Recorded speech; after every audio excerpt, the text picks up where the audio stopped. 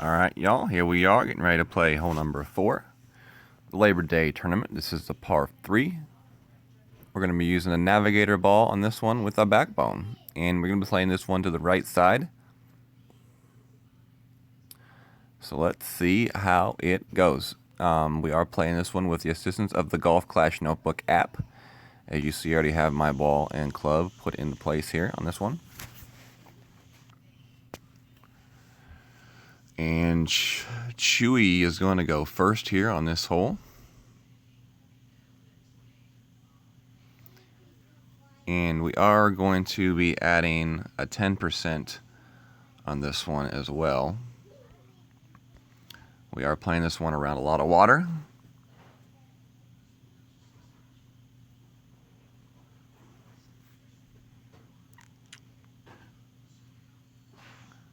So the key to this one is to land your ball on the fringe. You don't want to go left on this green because the green does slope down to the left. So you do want to make sure you do stay to the right edge of this hole.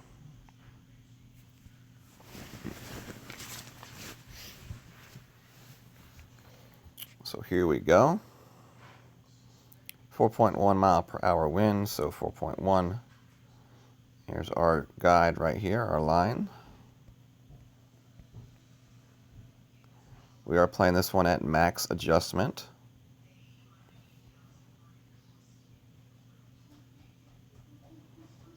Pretty much full backspin. 1 bar right spin.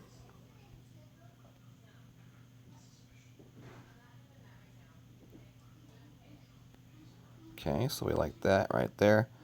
We are going to play 2.8 on the adjustment. Hit that one perfect. So let's see what our result is here. And pretty good shot right there. Right on line with the hole, so definitely we like that overall setup for that shot right there. And this one definitely could be a hole that you can definitely have a really good chance to get the ace on. As you saw, we used the Golf Clash Notebook app for that one. It's a brand new app that's currently in beta testing right now. With this app, you can change the kind of ball you're going to use. You can change your elevation. You can add or take away elevation. Yeah, this one definitely would have been helpful on that last tournament. And then you have your ball bag. Let's say you have a club that's not in your ball bag. You hit the down arrow, and you can scroll to whatever club that you want. You do go in and preset your clubs so that all of your clubs are saved inside the app for easy adjustment. Let's say I wanted to use a sniper instead of my big dog. Okay, you got to make sure you do put the sniper in your bag to start the hole. But inside of the app, it's very easy to switch between clubs inside of the app. Okay. Another good feature is, you can change your wind. Let's say you have 7.8 wind. It gives you your max, mid, and min on the left-hand side there.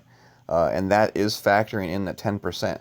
So let's say I want to change to 15%. Okay, I add a 5% extra, and as you see, the numbers for max, min, and mid do change automatically. I take away that 5%, boom, they change automatically. Let's say we just want to go back to 0. We hit the top 0. You see the max, mid, and min also change automatically. If we change our ball to power 3 ball, the numbers changed. The max went from 3.1 to 3.2. We change back to 1. They change back. So definitely a really cool app to use. One other feature that I would like to show in the app is, sometimes when you do, zoom out to start your shot to kind of figure out, am I taking a mid, min, or a max shot? Sometimes you kind of have that feeling that the shot is in between, let's say, max and mid. Well, most of the time you only have the max, mid, and min stats. So you just kind of have to guesstimate a number that's between, one of the two.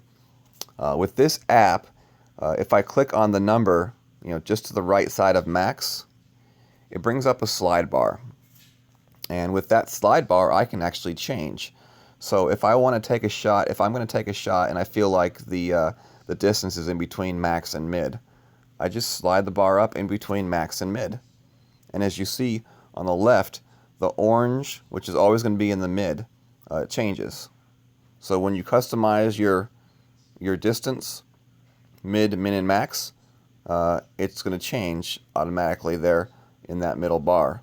So if I have a shot between min and mid, I change my slider to in between those two, and it changes to 2.6. If I have a shot between max and mid, I change my slider between max and mid, it changes that value to 3.0. So very easy to use.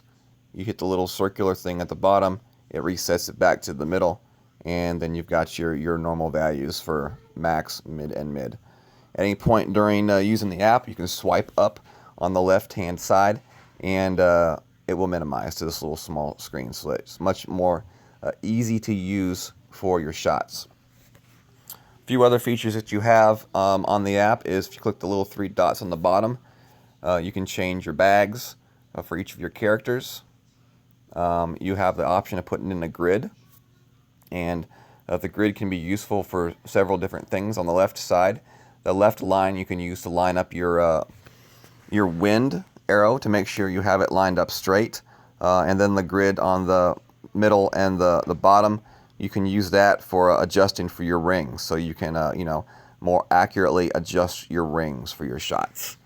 So that's the grid. Then you also have the built-in landscape mode, and this will allow you to not have to download that extra landscape app and have that running during your game. All of this is built in and integrated to the Golf Clash Notebook app. So you see I turned it on, and now I can turn my phone into landscape mode without having to leave the game or start up another app in the background. And just as easily as I turn it on, I just click on again and turn it off, and there we go. Swipe up, we're back to our minimized little tab there.